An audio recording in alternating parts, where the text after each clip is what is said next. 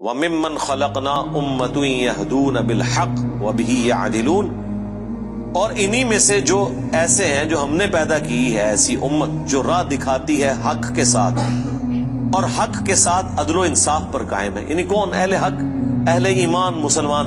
جہاں کوئی اللہ کے ساتھ شرک کر رہے ہیں نا، تو اللہ نے اپنے وہ بندے بھی پیدا کیے ہیں کہ جو توحید بھی اسی طرح بیان کر رہے ہیں۔ بلکہ میرا تو یار یہ دعویٰ ہے، شرک اتنا شد و مت کے ساتھ لوگوں نے نہیں کیا جتنا لوگوں نے توحید شد و مت سے بیان کی ہے۔ تو اللہ تعالیٰ ایسے بندوں پر فخر کرتا ہے جو اس کی توحید کو بلند کرتے ہیں۔ سبحان ربک رب العزت عما یصفون۔ دیکھیں نا سورہ الصافات میں اللہ نے ایک ایک نبی کا ذکر کیا ہے۔ یار اللہ کو جو بندے پسند ہیں نا وہ اس کے پیغمبر ہیں، حقیقت بات ہے۔ اس لیے میں اکثر کہتا ہوں کہ اگر اس کائنات کی سب سے بڑی کوئی دعا ہے نا تو یہ ہے کہ یا اللہ پیغمبر بنا دے، لیکن یہ دعا حرام ہے، کیونکہ پیغمبر کا عہدہ وہبی ہے، کسبی نہیں ہے۔ وہبی ہے یعنی گاڈ گفٹڈ، کسبی یعنی ایفرٹ پٹ کر کے نہیں آپ حاصل کر سکتے۔ اگر اس کائنات کی کوئی سب سے بڑی دعا ہے نا تو یہی ہے کہ اللہ پیغمبر بنا دے، تو یہ تو پاسبل نہیں۔ تو اس کے بعد دوسری دعا یہ ہے کہ ہمیں قیامت میں اور جنت میں انبیاء کا پڑوس نصیب فرما، آمین۔ اس سے بڑی کوئی دعا ہو ہی نہیں سکتی۔ تو اللہ کو اپنے پیغمبر اتنے پسند ہیں، اللہ تعالی اتنی تعریف کر رہا ہے ابراہیم کی کہ اللہ تعالیٰ کے لیے بس ابراہیم ہی ہے انسانیت میں، اس طرح ذکر ہے۔ اللہ تعالیٰ کیا فرماتا ہے؟ ابراہیم جس نے ہم سے وفا کی، سورہ النجم میں۔ سورۃ البقرہ میں اللہ تعالیٰ فرماتا ہے جب جب آزمایا ابراہیم کو اس کے رب نے تب تب وہ کامیاب ہوا۔ پھر سورہ الصافات میں تو بڑی قربانی کا ذکر ہے کہ بیٹے کی قربانی مانگ۔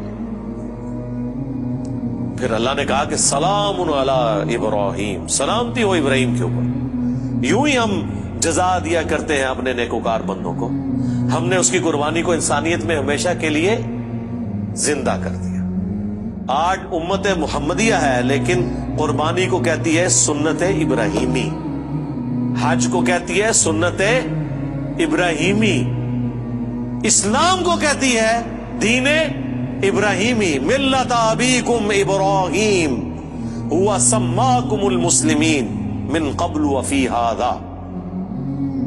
یار چھوڑ دے سب سے بڑی بات رسول اللہ، قل اننی ہدانی ربی الی صراط مستقیم۔ اے نبی تم فرماؤ مجھے تو میرے رب نے سیدھا راستہ دکھا دیا، دینا قیما ملت ابراہیم حنیفا، دین جو کہ قائم ہے ابراہیم کی ملت پہ جو سب سے ٹوٹ کر ایک اللہ کے ہو گئے تھے۔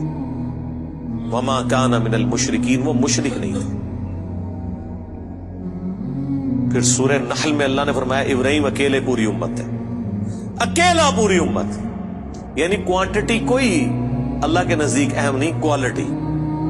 بندہ کہتا ہے کہ پتہ نہیں ابراہیم نے کتنے 90 لاکھ کلمہ پڑھایا ہوئے گا، آیا نا داڑ تلے، دسو 90 بھی بندے نہ پورے کر سکتے۔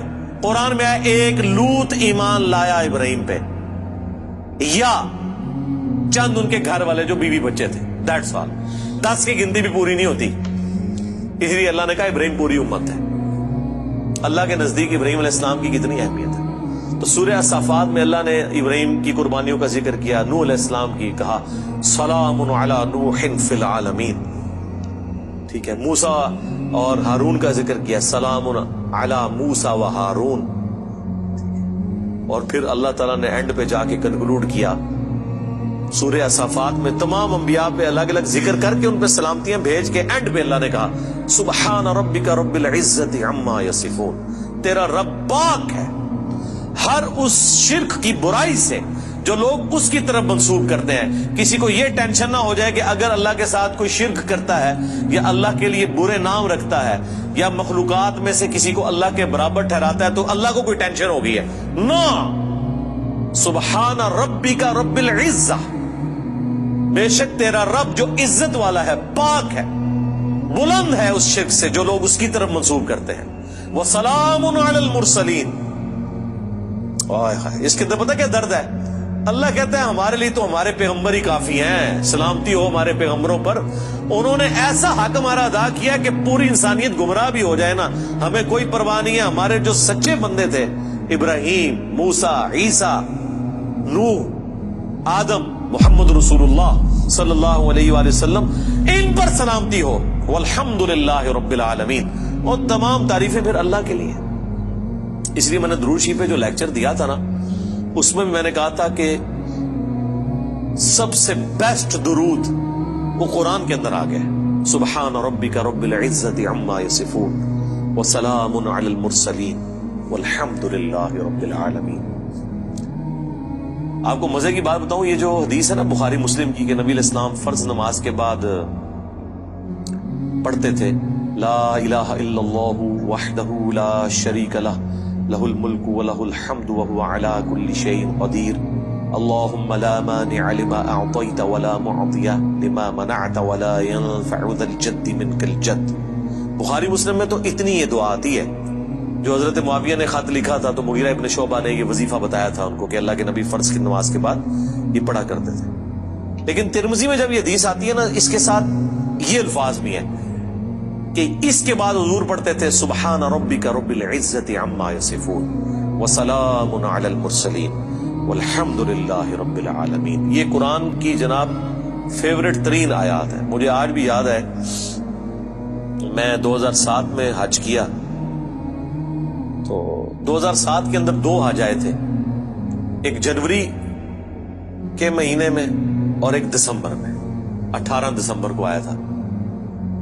تو وہ 18 دسمبر والا جو حج تھا نا وہ میں نے کیا تھا۔ تو میدان عرفات میں اس ٹائم تو ظاہر ہے ہم نئے خود ابھی رائے حق کے مسافر تھے، ابھی تو پتہ ہی نہیں تھا کہ اللہ نے کتنا بڑا کام لینا ہے۔ میں نے تو ابھی کوئی ویڈیو ریکارڈنگز بھی شروع نہیں کی تھی۔ تو میدان عرفات میں مجھے آج بھی یاد ہے، میں جب دعائیں کر رہا تھا نا تو مجھے ایک چیز جو میرے دل میں غم کے طور پہ تھی کہ دنیا کتنی شرک میں ڈوبی ہوئی ہے، اور پیغمبر دنیا میں آتے ہیں، کوشش کرتے ہیں، ایفرٹ پٹ کر کے چلے جاتے ہیں، لیکن پھر بھی ہدایت جن کی نصیب میں ہے وہ حاصل کرتے ہیں جو ایفرٹ پٹ کر رہے ہوتے ہیں۔ تو اللہ تعالیٰ نے اتنی بڑی کائنات بنائی، اتنی مخلوقات پیدا کی، لیکن اینڈ رزلٹ یہ نکلا ہے۔ دنیاوی طور پہ تو ہم اسے ناکامی سمجھ رہے ہیں نا کہ اتنے بندے پیدا کیے تو وچوں جڑے کام دے بندے نے وہ چند ہی کی نکلے نے، باقی تو سارے فارغ ہو گئے۔ ٹھیک ہے، تو اب دنیاوی اعتبار سے تو ہم شاید اسے کریٹر کی کمزوری سمجھ رہے ہیں، لیکن اللہ تو بے پرواہ ہے، اللہ کو تو کوئی فرق نہیں پڑتا، سارے جہنم میں چلے جائیں، سارے جنت میں چلے جائیں، اللہ کو کوئی پرواہ نہیں۔ تو اس کے اوپر میں بہت زیادہ ایمفسائز کر رہا تھا اور میں بڑا پریشان تھا۔ تو اس وقت اچانک جو ہے نا اللہ تعالیٰ انسان کو چیز یاد دلواتا ہے نا، تو مجھے اللہ تعالیٰ نے میرے دماغ میں یا میرے دل میں یہ چیز ڈالی کہ سبحان ربک رب العزت عما یصفون، تمہارا رب پاک ہے جو عزت والا ہے ہر اس شخص کی برائی سے جو اس کے ساتھ شرک کو منسوخ کرتا ہے۔ وسلام علی المرسلین، رسول ہی کافی ہیں۔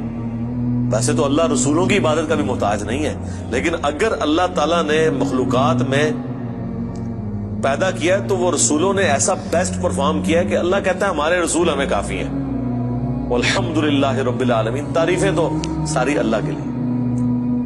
تو میں نے پھر اس وظیفے کو ہمیشہ حرز جان بنا کے رکھا ہے۔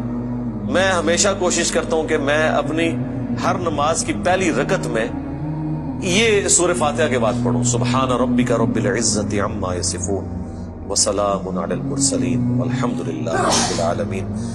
میں نہیں سمجھتا کہ اس سے بیسٹ الفاظ میں آپ اپنے رب کی طرف رجوع لا سکتے ہیں۔ ساری گمراہیاں، سارے شرک اللہ کو کوئی نقصان نہیں پہنچا سکتے۔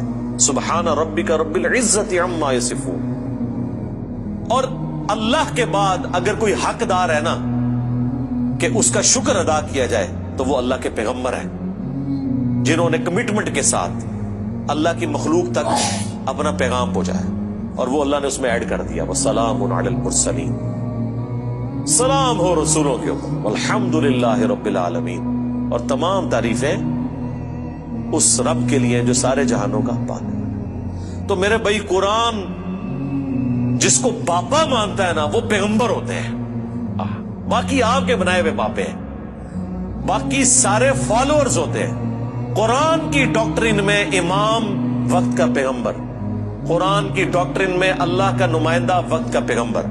اس لیے سورہ زمر میں آتا ہے جب جہنمی جہنم میں پھینکے جائیں گے نا تو فرشتے پوچھیں گے تمہارے پاس کوئی پیغمبر نہیں آیا تھا؟ وہ کہتے ہیں آیا تو تھا لیکن ہم نے جھٹلایا۔ حالانکہ پیغمبر تو صرف ان کے پاس آیا ہوتا ہے جن کے سامنے ہوتا ہے۔ جب ہم سے پوچھا جا رہا ہوگا کہ آپ کے پاس کوئی پیغمبر آیا تھا، ہم کہیں گے کہ آیا تھا تو ہماری موجودگی میں تو نہیں آیا۔ اللہ جس کو امام ڈکلیئر کیے ہوئے وہ وقت کا پیغمبر ہوتا ہے، چاہے آپ نے اسے دیکھا ہے یا نہیں دیکھا، آپ اس کی زندگی میں ہیں یا نہیں ہے۔ آپ کے لیے جس کو اللہ نے پیغمبر بنایا ہے نا، اللہ نے آپ کو اس کے ریفرنس سے، اور یہی قرآن میں ہے کہ ہر شخص کو اس کے امام کے ساتھ اٹھایا جائے۔ ٹھیک ہے جی، اللہ تعالیٰ سے دعا ہے جو حق بات میں نے کہی ہمارے دلوں میں راسخ فرمائے، جو کوئی غلط بات میرے منہ سے نکل گئی اللہ تعالیٰ دھو ڈالے، معاف فرما دے، قرآن و سنت کی تعلیمات پر عمل کر کے دوسرے بھائیوں تک پہنچانے کی توفیق عطا فرمائے۔ سبحانک اللہم و بحمدک، اشہد ان لا الہ الا انت، استغفرک و اتوب الیک، وما علینا الا البلاغ المبین۔ جزاکم اللہ خیرا۔